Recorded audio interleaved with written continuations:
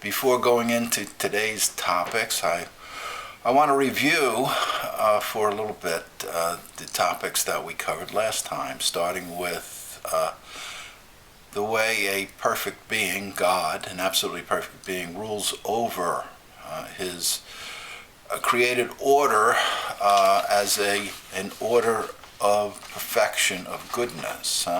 That perfection being chiefly located in an order of forms that because they receive existence from God, always in their nature consist of being a composite whole. So if you look at the order of creation more or less as an order of organizations, of compositely whole organizations, you'll have a better understanding of what St. Thomas is talking about in the relationship of the way the forms exercise a power of action and unity and goodness in the order of creation. The first order of creation for St. Thomas is that of the angelic order, and he sees creation being ruled providentially by a higher order of beings, those that are stronger in some good, helping other beings not as perfect in the order of good in the exercise of their operation. This happens not only in a spiritual order, but it also happens on the earth, as we'll see going over this course today. The influence of the heavens also on the earth is another instance of higher beings ruling over lower. St. Thomas accepts provisionally Aristotle's notion that the heavens are made up of an everlasting material, like the form of an angel, which once it is a perfect receiver of the active existence. The matter of the celestial spheres for St. Thomas, of the planets, is everlasting, and so once it receives existence, nothing exists within the power of it to lose that existence. So perpetually, for all time, the operations of the heavens influence the operations and activity on the earth, as is evident from the way in which things happen around us on a daily basis. We talked about good and evil in things and how these are related like contrary opposites. They're not exactly identical to contrary opposites, but they are related as perfect to imperfect. Evil, according to St. Thomas, is a resistance to a receptivity to a proper form, a form that an organization, a composite whole, finds proportionate to its nature as the kind of whole that it is. So it's not simply an absence in the sense of a privation, but it's actually a resistance. Every physical thing contains a quality of receptivity and resistance. And the quality of receptivity and resistance is what divides a genus that is initially consists in its existence of a form being unequally received into different receivers of different intensive quantities of perfection. So good for St. Thomas is a perfection. Evil is an imperfection existing within a good and has to be known in relationship to the good. It can only act in relationship to the good, and it can only be known in relationship to something which is good. Now, something which acts for St. Thomas can act perpetually to the angels can be completely in act, or like the planetary bodies, like the heavens, because they have an everlasting power of reception. This is not the case with respect to the way in which finite beings act.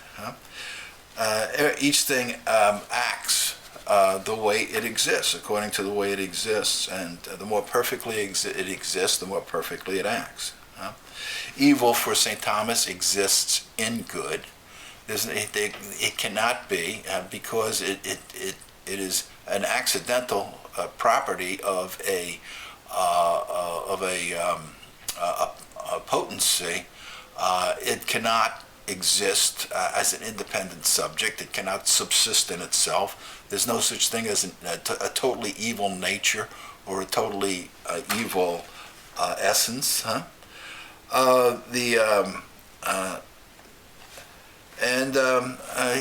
We talked about the evil of punishment, and how punishment is medicinal in the sense that it removes a form which from the will, from a person against the inclination of one's will, and so it involves some sort of resistance on the part of the will, and it produces a medicinal type of effect.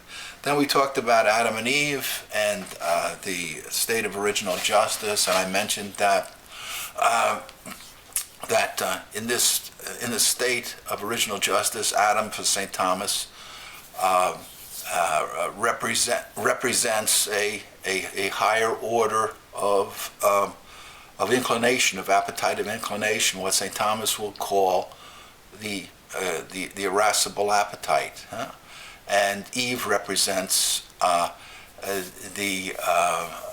Eve in one way represents the concupiscible appetite in the sense of giving into it, and the serpent, Satan, represents the concupiscible appetite seducing Eve, who then weakens the irascible appetite which it should be inclined to follow. Adam and Eve represent human nature for St. Thomas.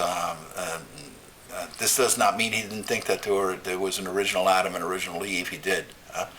But they exist as human nature in the beginning. The whole of human nature is contained in them as the only two human beings, and their behavior creates an effect which is called the original sin. I didn't talk about that last time.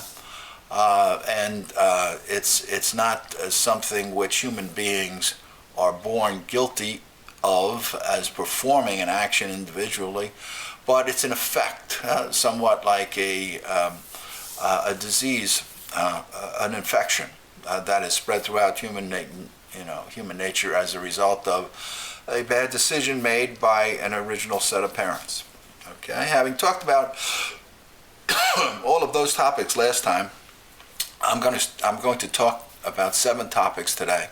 I'm going to start with 3 topics in this first session, and first, these topics relate to human nature. Having left off the last time with human nature and the origin of human nature, we're going to talk now about good and evil, basically, in human nature, starting out with what are the powers of human nature and how do they relate to the human soul. So the first topic of discussion relates to the powers of the soul in general. And the first question that St. Thomas considers, and these are all from his treatise on human nature, or on man, in his Summa Theologia, starting with, this is the first part of the second part of the Summa, starting with question 77. Excuse me, I've got a little bit of a cold here. And this has to do with whether the essence of the soul is its power. Now, in asking that question, what St. Thomas is asking is this: is the principle of the action of the soul identical with its facultative powers? And St. Thomas says no. And the reason for that is if its essence, its principle of its action, were identical with its facultative power, then through its facultative power, it would already have its action. By the fact that it had the ability facultatively to act, it would be an act. Now, for St. Thomas, in God alone do you have the power to act, and the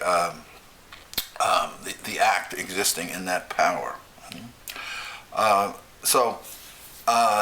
If the soul were inact by its ability to act, it would be inact just by being able to act, and this is only the case in God. The next question he asks is whether several powers are in the soul, and he says yes. Right? As many powers exist in the soul, exist in the nature, I should say, right? As are required to obtain its good in the highest degree. Now, if you consider the nature of a thing as an organization, as I've suggested you do, what St. Thomas says becomes it's evident, and it's evidently reasonable. Eminently reasonable, I should say. As many parts exist in an organization as are required for the organization to execute its chief organizational act in the highest degree. That's pretty much the point that he's making. He then asks whether powers are distinguished through their acts and objects, that is, their formal objects, and he answers yes. Once again, this is due to the fact that powers, considered in and of themselves, are simply potencies, the ability to receive an act. And we don't understand, as such, they're nothing. The ability to see is not something that you recognize, considered in and of itself. You only recognize the ability to see in relationship to the experience of the act of seeing. By actually observing, apprehending something being done, you know it has the power to do it. But the awareness of the principle of the action comes from the observation of the action taking place. The powers of the human soul are active powers. On the one hand, they're passive in the sense that they're receptive, but when they receive an external stimulus, which St. Thomas calls a formal object, then they engage in an activity that is proportionate to the external stimulus. The example I like to give is of the power of sight. St. Thomas often gives this. The color of a thing activates the power of sight. That's its formal object. It doesn't react to sound. That's the formal object proportionate to its power within a certain range of intensive quantity. Too intense a color, just like too intense a sound, will damage the faculty. And too little color, it won't be able to see it. Too far away, it won't be able to see. Too close, it won't be able to see. So the power of a thing is initially identified in relationship to an act, and it engages in an act.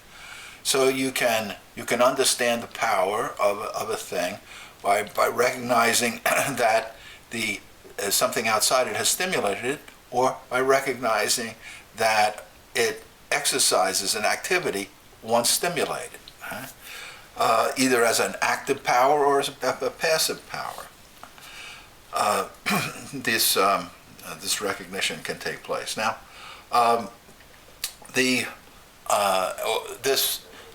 what the stimulation of a power does is identify the power as a genus, generically.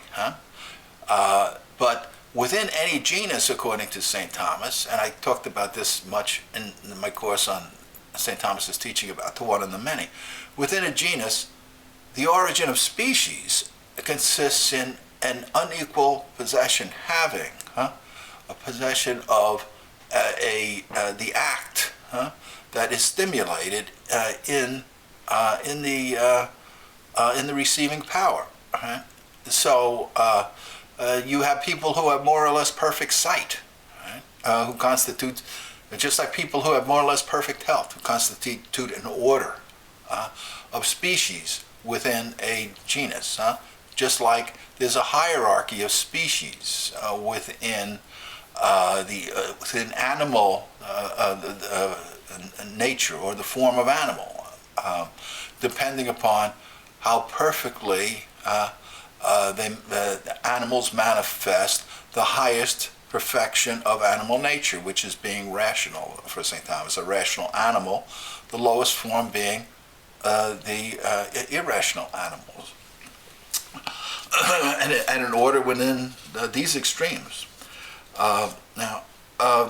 So whether St. Thomas goes on to ask the question whether an order exists among the powers of the soul, and he says yes. There's a several-fold order. For example, the intellectual powers, sense powers, vegetative powers, and this order is analogous to the order of perfection of creation, a higher order and a lower order. For to exist in an order is to exist in a hierarchy of good, more or less perfection. There's a natural ascending order where the higher order tends to direct the lower order, to help it in its operations, assist it in its operations, and where the lower order is inclined to take directions from the higher order in some way. There's also an order of generation, which is the reverse of the order of the hierarchy, the initial hierarchy. So the intellect for St. Thomas is the highest of the facultative powers over the sense powers, over vegetative powers. But in the order of generations, the first powers to be generated in a human body are the powers of nutrition, growth, and reproduction. Or I should say, first being generated, being reproduced, and then growing, and then engaging in growth through the exercise of nutrition, through the reception of nutrition. The next question that St. Thomas considers in this first topic is whether all powers of the soul inhere in the soul as in a subject, and he says no. All powers of the soul are related to the intellectual soul as a first principle, but they don't all inhere in the soul as in a subject, because there are some powers that exist in relationship to the soul through their existence in the composite, for example, in the body. So they exist in a way related to the soul through their existence in the body, the soul giving life to the body. All the powers, all the faculties of a human being grow out of the soul, but some of them grow out of the soul into the soul. Some of them grow out of the soul into the body, like the power of sight, the power of hearing, these external sense powers, internal sense powers like imagination and sense memory. So the intellect, the will, the intellectual memory, all of these exist in the soul as in a subject. But the sense powers and the sense appetites, they exist in the soul-body composite. The question whether the souls, he asks the question next, whether the powers of the soul flow from its essence. And he says, yes, they do. existence comes first to a substance through its form. And accidents and properties exist through the substance in which they happen to inhere. For example, quantity and quality. And this resembles, it's like the order that exists in the universe. Color, for example, exists in a surface body, which exists in the substance. You have the substantial body, you have a quantified body, you have a qualified body. Right? And the substantial body is giving existence to the quantified and qualified body that are modifying the way this existence occurs. The next question is whether one power of the soul comes from another. And he says, yes, one power mediates the coming into being of another power, just like the vegetative power mediates the coming into being of the sense power and the sense power of the intellectual power.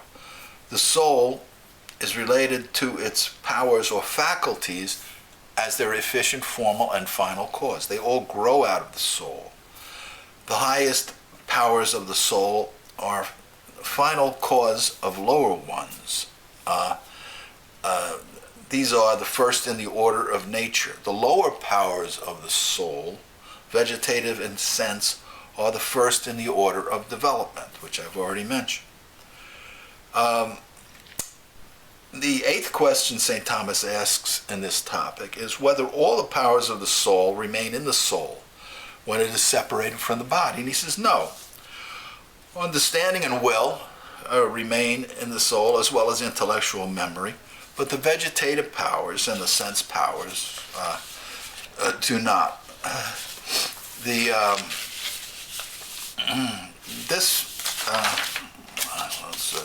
This ends that first topic, which gets us on to the second topic.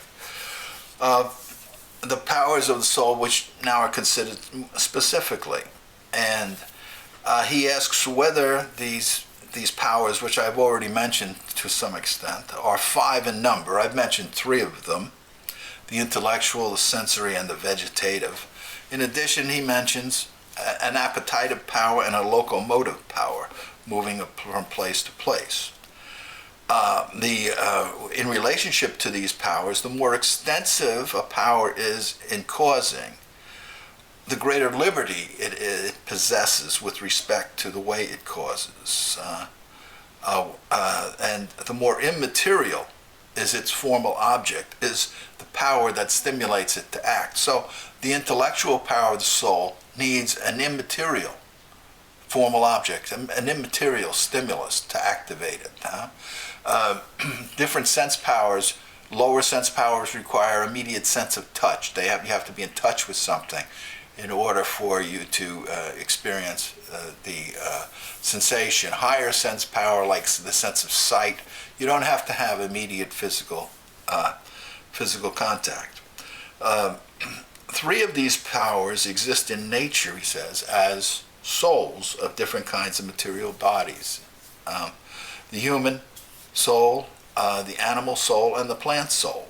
And these powers exist in nature in 4 ways as different ways of living. On the level of vegetative or plant life, plants are rooted in the ground. And so their movement is restricted to just moving in as solidified in place. Some animals resemble plant life, the lower forms of animal, where they have no, they're not rooted in the ground as such, but some kinds of shellfish have no locomotion that's intrinsically generated. And they can't go from one place to another place as a result of that. Then there are animals that do have an internal principle of locomotion and a rudimentary memory so that they can get back to where it is that they originally moved from. And then the highest form the higher forms in an animal of sense movement, and in human beings, intellectual movement. An appetite for St. Thomas is an inclination to move toward an end that a form generates. That is, a state of perfection, a condition of perfection. The form is the principle of action.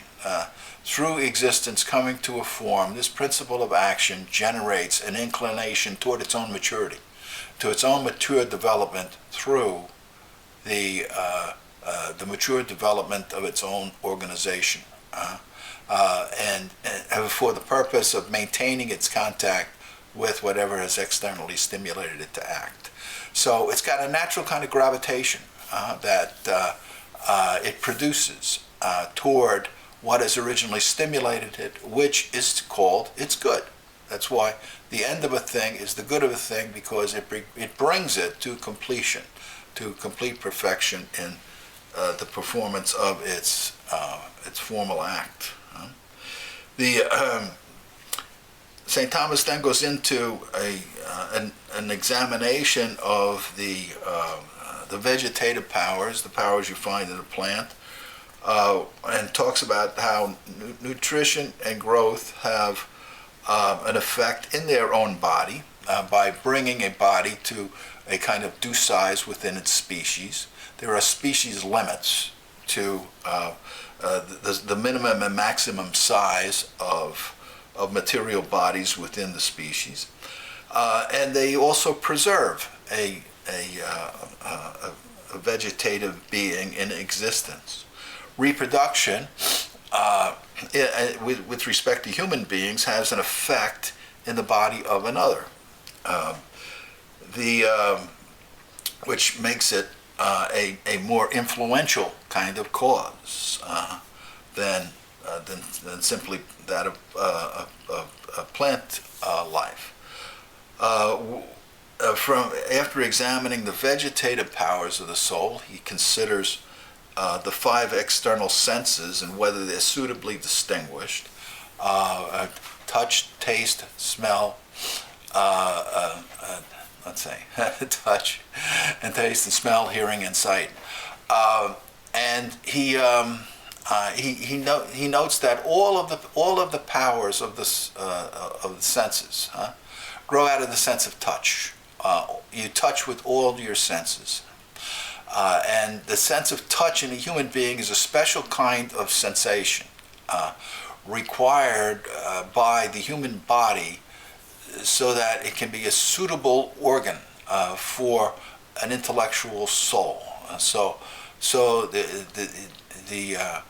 sense of touch in a human being is of the highest intensity of all animals, and among some human beings it's higher than among others. And these people have a tendency to be more intelligent than other people do because of their initial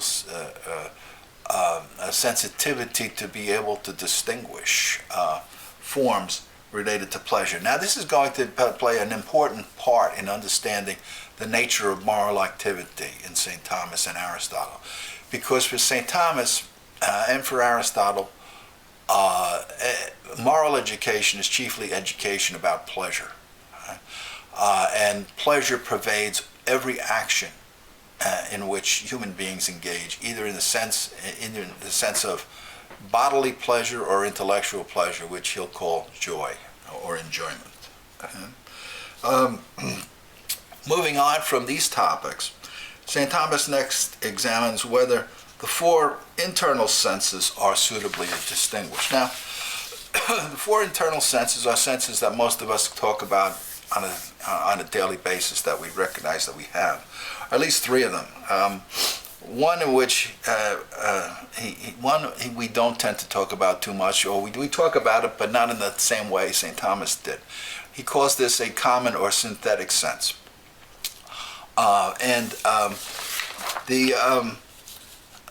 This relates to sensing what's going on in the 5 external senses. According to St. Thomas, one sense faculty has a generic kind of whole that it considers consisting of opposites, colors of different different kinds, right? Sounds of different kinds. So not every body will affect every sense faculty, and there are gradations of the forms, species that exist within those different colors and sounds. But what an individual sense faculty can do is distinguish within its own sense faculty. You can't see how something tastes, for example, or how it sounds. The sense of sight doesn't do that. But we do that on the sense level. So he maintains, as St. Augustine did before him and Aristotle, that there has to be some sort of a synthetic or common sense that's able to sense differences in between and among these faculties, and give a kind of unity to perception. So all of the sense faculties have what he calls common sensibles: size, shape, motion, rest, number, are the 5 common sensibles. These are well known historically and throughout medieval and later thought as considered to be either common properties or qualities, primary qualities in things, or common sensibles. After the common sense, St. Thomas locates another faculty called the imagination. The imagination, he calls it a thesaurus, a bank or a treasure house that stores the content originally received into the common sense. So this includes not only what the common sense senses, what the individual sense senses, but also the sensing by the individual sense. So through the common sense, we sense that we sensed. We're aware that we saw this color. And this is stored in the imagination. The imagination, many people might call a memory, right? But it's not exactly the same as memory for St. Thomas on the sense level. But it is a separate faculty that stores not images or pictures. It stores knowledge, right? And it includes judgments that relate to the individual acts of knowing that we've experienced. If you restrict it to simply apprehending images, then the common sense wouldn't be able to, for example, help us with respect to sounds. So it's a much more complicated psychological activity than people tend to be aware of in St. Thomas. Beyond this imagination, St. Thomas maintains there's a particular reason, or what he calls a cogitative reason, and in a sense memory that stores content from this particular reason. Now this particular reason and common sense are very important in the area of human psychology, and also in respect to moral psychology especially. Because on the level of common sense, not only are you aware of distinctions among external sense faculties, you're also aware of distinctions among emotions, sense appetites, of pleasure and pain. We sense pleasure and pain through, as far as I can see, what St. Thomas is saying, and I don't know whether anybody else has picked this up. It's on the level of the common sense that we apprehend certain emotions that St. Thomas calls concupiscible or pleasure-pain emotions. Escaping the notice of the common sense is an awareness of what we're sensing as either being useful, helpful or harmful, safe or dangerous, difficult, apprehending the nature of things, right, as they impact on us. And the example that St. Thomas gives about this is that he notices how animals have natural enemies from which they flee. The sheep naturally flees from the wolf, not because it dislikes its color, St. Thomas says, but because it apprehends it as a natural enemy, which means it apprehends intensive quantity greatness of power, both in that being and in itself. It apprehends its own role as a knowing power in the act, in the order of creation, much like certain angelic orders understand the job, the role that they play in creation. On the level of external sensation, we sense pleasure. We sense something as proportionate to our power, giving us pleasure, or as painful. We sense it as harmful. But we don't sense the reality that it is harmful on the facultative level. On a facultative level, St. Thomas says, we want to be in touch with reality on the concupiscible side, through the pleasure, pain, emotion. But real danger escapes the notice. What really hurts us, what's really helpful to us, can't be identified on the level of the concupiscible appetite. It's identified on the level of the irascible appetite, and the irascible appetite is known, the activities are known through this cogitative reason, which makes judgments about them. And it's in the cogitative reason that St. Thomas is going with Aristotle to locate the virtue of prudence, which is the form of all moral virtues. So this faculty is crucial to understanding moral activity, and because most students of St. Thomas are unaware of the role of the cogitative power in the act of in the relationship to the irascible appetite and to prudence, they tend to grossly misunderstand his moral teaching. Prudence, in fact, according to St. Thomas and to Aristotle, in St. Thomas's commentary on Book 6 of the Nicomachean Ethics, which we'll go into in detail, locates prudence in particular reason, in the cogitative reason. So, common sense perceives an act of sense, an act of the sense faculties. It stores this in the imagination, and it perceives, as far as I can see, it should perceive acts of the concupiscible appetite, but as St. Thomas indicates, it doesn't perceive acts of the irascible appetite. They escape its notice. It doesn't recognize difficulty and danger. This gets us on to the third topic of discussion, the intellectual powers of the soul. And I'm going to mention these briefly. There are many of them that St. Thomas covers, about a dozen or so. The first is whether the intellectual understanding is a power of the soul or its essence. And once again, for the same reason as given before about the distinction between power and essence, St. Thomas says no. Right? Only God is the power and the essence of an action identical.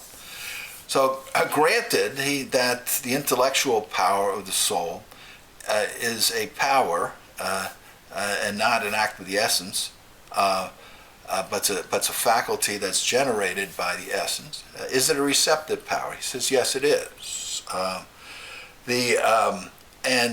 But it's a unique kind of receptive power, and this is why he goes into the next question, whether we have to posit the existence of an agent intellect. That is, this notion of an agent intellect is very complicated within medieval thought.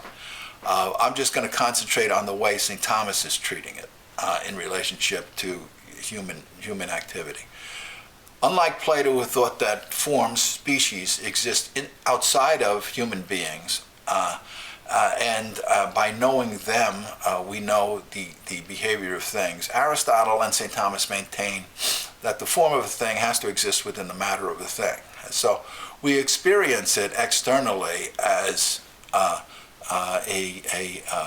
an organization within a material being, and we have a material representation of that, a material sign of that, of that singular type of principle experienced in this being over here or that being, as through an image. Now, this image is a sign, or as John Dealey would say, it's a sign relation. It conveys our mind to something existing in an individual thing, but it's not. We're not considering it as an organizational whole, right? As a generating principle, no matter where it exists. That is, we don't have an abstract consideration of it at the moment. We're not abstractly considering it, but abstract consideration, considering something in a dematerialized way, as it's not existing in this or that, like health, if we're studying health considered in general, right? That's what science tends to do. That's the kind of an object science has to have, so that it can be necessary and can be considered universally. So it exists in a kind of indifferent state of consideration. We're not thinking about it as existing in Phyto, like animal, or outside of Phyto. We're just thinking about animal as animal, or dog as dog. Right? The class dog or Phyto, doesn't matter. Health is health, we're considering. Something like that. Now, to get that form, to get that organizational whole into the mind, what has to happen is there has to be an act of dematerialization. Right? You're removing it from its material conditions, from its time-spatial, individual time and spatial relationships. So science is a dematerializing act in its beginning. It requires this activity on the part of within the intellectual soul through one power, which is called, by St. Thomas, the agent intellect. What is received into that agent intellect is then understood. It's a concept, and that concept is then understood and judged in this power of understanding, or what's often called the possible intellect.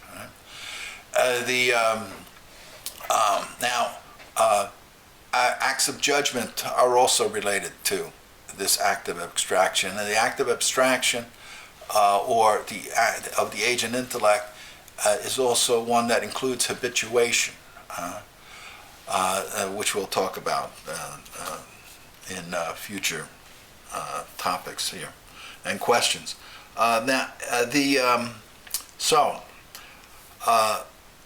St. Thomas asks the question next whether memory is in the intellectual part of the soul. Right? And he says, yes, it does exist. Now, this is an intellectual memory. It differs from sense memory, which is the result of cogitative reason. St. Thomas, in talking about sense memory, notes how this differs from imagination as a storehouse, in the sense that we remember things so that we can be safe, right? So that we won't be harmed. Right? And to the extent that we relate something as safe or dangerous or difficult for us to perform, we tend to remember it. Right? So that's why we have memory, because we need to be able to store knowledge of things we've experienced, so that as an animal nature, they do not damage us. The intellectual memory stores species of things. It stores our knowledge of things. It stores our knowledge about that about which we've reasoned. And so it's a more general kind of a storing power. After talking about memory, he talks about whether reason is this distinct power of the intellect, and he says no. Reasoning is a type of activity where we move from one thing known to another thing known within an intellectual power. After this, he asks the question whether speculative intellect and practical are two distinct intellects. And he says, no. It's the one intellect being moved to consider something either for a chief aim of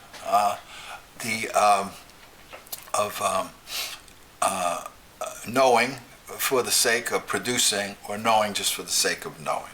They're not separate intellects. Next, he talks about whether, and he does this because he talks about this next topic because he's getting into this examination of the powers of the human soul, to consider them from the standpoint of the human good, the moral good. He asks whether synderesis is a special power or habit of the soul. Synderesis is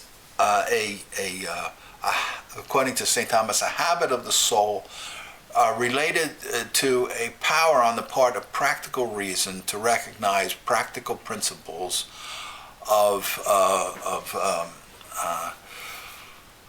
reasoning, starting points for reasoning. All reasoning for St. Thomas presupposes you know something, presupposes you understand something. On the level of speculative reason, St. Thomas maintains, there are certain things we human beings know immediately. Right? Certain speculative principles of speculative reasoning that reasoning presupposes. That a thing is what it is, for example. It can't not be what it is. That a whole is greater than any one of its parts. Now, he says that those principles are contained in the habit, a natural habit, a natural virtue, in a way, a virtual quantum of excellence called the virtue of understanding. There are 5 intellectual virtues for St. Thomas: wisdom, science, understanding, prudence, and art. Understanding doesn't involve reasoning, and it has to come before the virtues that are acquired through reasoning. Synderesis is analogous to the virtue of understanding on the level of practical reasoning. There are certain things you have to know about a practical activity, like seek the good and avoid the evil, right? Before you can reason practically. And this principle of synderesis is essentially related to the principle of prudence. According to St. Thomas, human beings are born with levels of virtue in a way. Understanding these as kind of virtual quantity or intensive qualities, intensive quantities being qualities of that incline to perform virtuous acts. They're natural habits in a way, but they're virtues in a rudimentary form, in an imperfect form. The moral virtues presuppose that human beings have some rudimentary inclination to be virtuous. As Aristotle says, all human beings, he says this in Book 6 of the Nicomachean Ethics, all human beings have some sort of a natural possession of virtue. Plato talks the same way to Thrasymachus toward the end of Book 1 of the Republic, where he talks about there being a virtue of a horse and the virtue of an eye, a kind of excellence, a level of intensive quantity greatness. That's what he's talking about here. Right? All human beings have the inclination, some inclination to be courageous, to be just, to be prudent, to be temperate, those cardinal moral virtues. They're present within the soul of everybody, but in an imperfect way. And what the moral virtues do is bring those natural inclinations to perfection. The last of the topics I want to discuss before going into the second part of Lecture 3 is whether conscience is a power, right? Because conscience plays a great role in moral behavior. And he says no. St. Thomas says no. It's an act which has a threefold part: acknowledging what we're doing, judging, something as something we ought or ought not to do, and judging something done, which we have done, as done well or badly. Right? This threefold composition, this threefold whole of which conscience is constituted, generate psychological reactions, which are often referred to conscience. Conscience is often called a witness, for example. It's said to bond or incite. So he identifies, St. Thomas identifies several properties which we tend to be identified with conscience. The first being witness, and he says this comes from the fact that conscience acknowledges what we do. It's the act of the intellect simply acknowledging what we're doing, bearing witness to it, testifying to it. Yeah, we did this, acknowledging responsibility. Then judging whether something ought or ought not to be done, he says, produces these properties of incitation and binding. Conscience incites us to do something, or or away from doing something, and it binds us to our own acts. Gives us a sense of responsibility.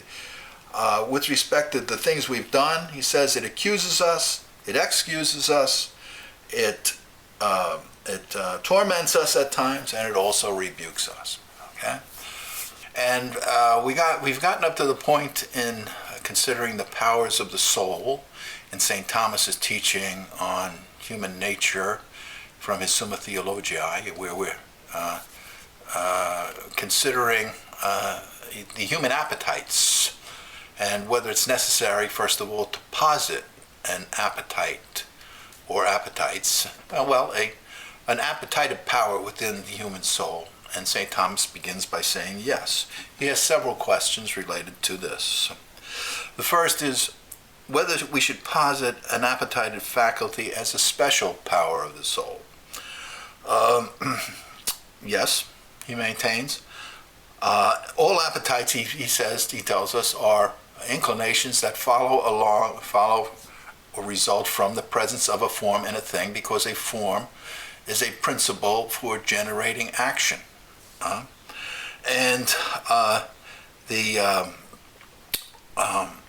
This is what it does just by its nature. These appetites are inclinations toward union with their formal object, with that external stimulus that has generated the form within some subject. And on the level of natural appetites, those that have no intellectual component, St. Thomas maintains that the natural appetite is to incline such a subject to pursue its own perfection through union with the appetite in question. With respect to the cognitive appetites, all appetites seek to do this by pursuing a known good. And the chief appetites with which St. Thomas is dealing in this question are the cognitive appetites of sense and intellect. The vegetative appetite pursues the known good of a plant life or of animal life by seeking to bring that living being to a condition of due size and of maintenance of life and regeneration. But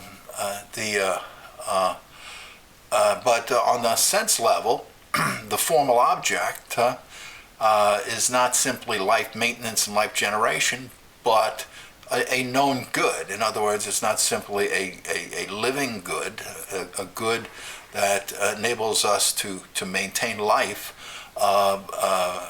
and come to being and maintain life, but it's reactive to a knowing faculty. So as to the question whether the sense appetite and the intellectual appetite, whether we have two distinct appetites, St. Thomas says, yes, we do, because they have different formal objects. the the intellectual appetite, as the human will, seeks after a known good, which is an abstractly considered good. It's anything that exists being, considered as in some way perfective of a human being, and the sense appetite pursues a sensed good, one that is apprehended to us in some way as graspable by one of the sense faculties, something we see, something we hear, smell, taste, or touch, or have imagined and consider in some way having an aspect to it that we find proportionate to our existence as an animal, or a rational animal. Regarding the sense appetite, which St. Thomas calls sensuality, he asks whether this is solely an appetite of activity, and he answers yes. Now, in saying this, he doesn't mean that it has no intellectual content, or that it's not influenced by the intellect, or that it's not rational. The sense appetite, or appetites, or what we would call the human emotions, are not considered by St. Thomas to be irrational. They have an intellectual content to them. They're influenced by the way human beings conceive of things, by different ideas that we have, as will become clear when we go over them. But sensuality is the name that's generally given to the sense power that governs all the human emotions, that generates all the human emotions. This appetite, according to St. Thomas, is divided into an irascible and a concupiscible appetite, what Plato would call higher emotions and lower emotions. And St. Thomas is indirectly getting this from Plato through Aristotle, who followed Plato in this division of the soul. Plato would call this the irrational part of the soul, but there again, he didn't think that reason did not have an influence on these emotions and the way they influenced our pursuit of different things. The reason that these two emotional appetites are considered to be twofold is because they have different formal objects. They have different external stimuli. Even though they might be activating the same faculty. Something that you see that you consider pleasurable is different from something that you see that you consider threatening to you as a human being, because you recognize its nature is dangerous. The concupiscible appetite does not grasp the aspect of danger and difficulty and utility, as well as time, which the irascible appetite does. So the irascible appetite is actually grasping a nature from the aspect of recognizing it not simply as an apparent good, something that you're pursuing as if it were a real good, but not having contact with its nature, but the irascible appetite puts the faculty in contact with the nature, so that it's conceived of and thought of as harmful in nature, like a natural enemy to this or that animal, so it's the vehicle on the sense level which puts us into contact with aspects of things that we really need, with real goods, rather than with apparent goods that are not distinguishable on the part of the concupiscible appetite. To determine whether what's being pursued on the basis of pleasure is really good for us is going to be determined by us on the level of the irascible appetite and cogitative reason by, for example, whether or not what we've eaten has made us sick. And we'll experience that through this sense faculty that is going over. In other words, we'll make the connection, we'll make the judgment. The concupiscible appetite will judge, after I ate this, I got sick, okay? But the irascible appetite will recognize that the nature of the thing was directly connected to this in a not in an apparent way, but in a real way, as really harmful to us. An easier way to just put this is to say the concupiscible appetite grasps good and evil as apparent. The irascible appetite grasps them as good, as in some way apprehending the natures of things in a fashion that the concupiscible appetite doesn't. Regarding the human will, St. Thomas maintains that there is no such thing as free will. There is what he calls liberum arbitrium, free choice of the will. But the human will is totally determined by necessity to pursue a union with its formal object as with first principle, because all natural powers are inclined by nature to do that. All created powers are inclined to do that. Now, this kind of necessity is not a necessity of violence. It does not go against the inclination of the appetite. It's not something that St. Thomas sees to be a coercive type of good, or one that's incompatible with the nature of being a free being in a limited, at least a limited sense. The human will, he maintains, doesn't will everything by necessity, but it does will attachment to its end. In fact, the will wills a variety of things within what resembles a genus, going from a most perfect good to a least perfect good.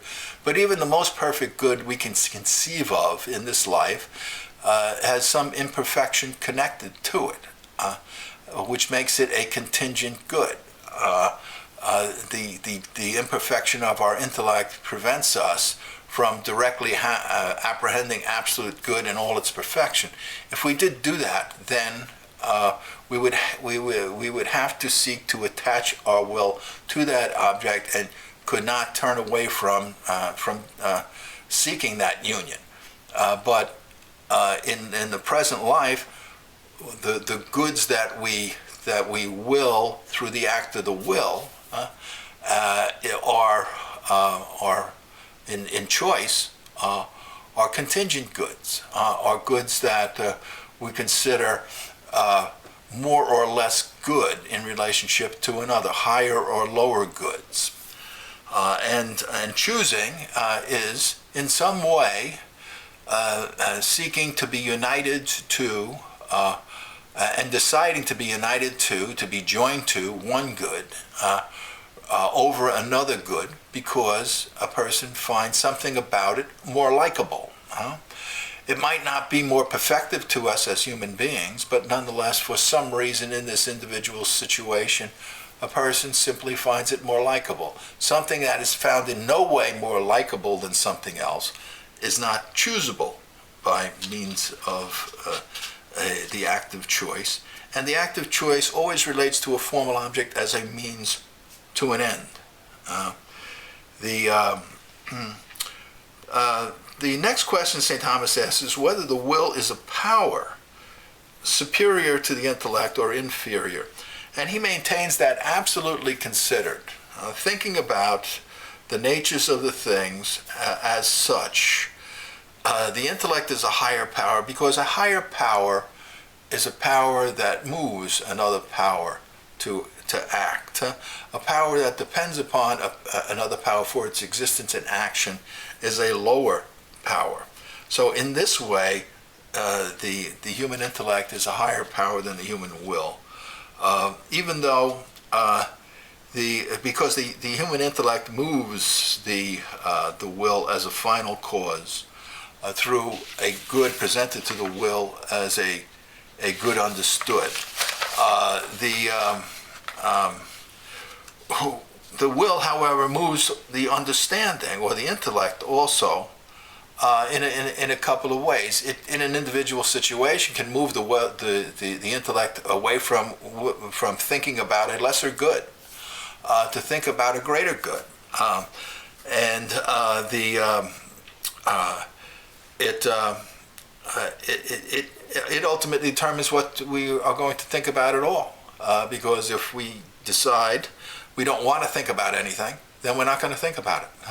But related to the formal object of the will with respect to choice, it's always of a means toward an end.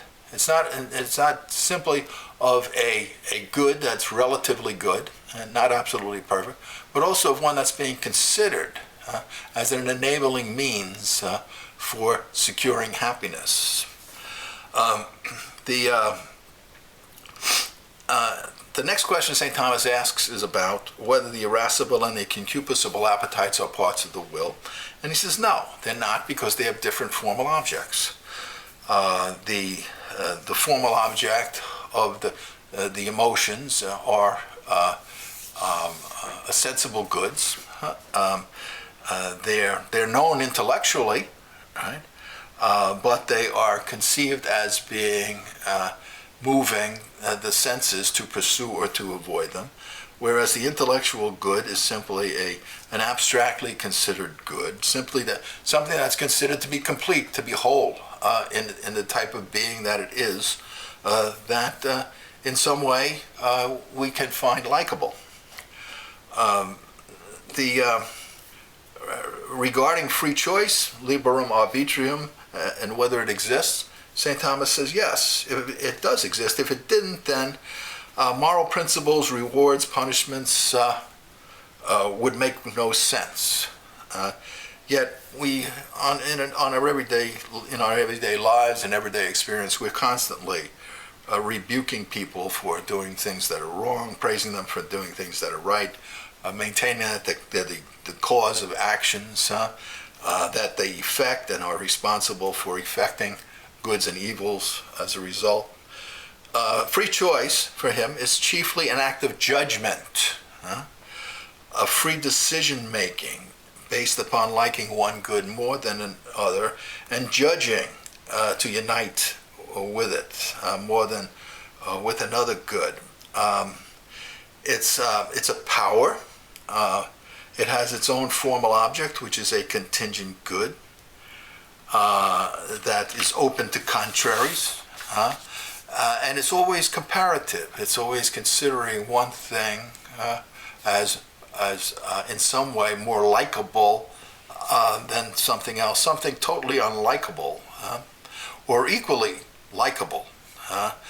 Can't determine the choice because it's open to an infinite number of things. So it has a limited number of beings which can be considered, but limited in the sense that one has to be considered to have some sort of relative good greater than another. But it can't just be without any higher sense of good about it, connected with it. So free choice is in reaction to the question whether it's an act of a cognitive power or an appetitive, he says it's a mix of both. Its formal object is a means to an end. It's a kind of advised decision-making that is more of an act of an appetite, and so he says, strictly speaking, it's an act of an appetite. And as to whether or not it's a power distinct from the will, he says no. It's strictly speaking an act of the will acting under the influence of the human reason, input from human reason regarding taking advice to which it agrees to consent or not consent.